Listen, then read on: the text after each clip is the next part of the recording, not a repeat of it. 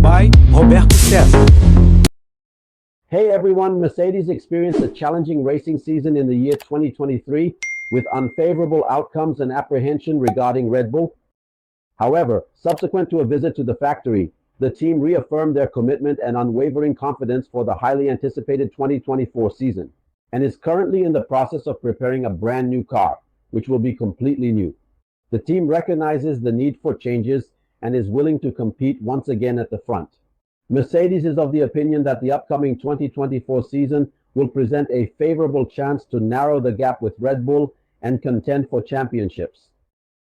Despite the challenges faced in the past few years, the team remains resolute in their determination to bounce back and consolidate their collective endeavors. Additionally, Lewis Hamilton will have his final opportunity to win the highly sought-after World Championship before any regulatory modifications that may take place in Formula One. And that is all, gentlemen. A big embrace, and until we meet again in the future,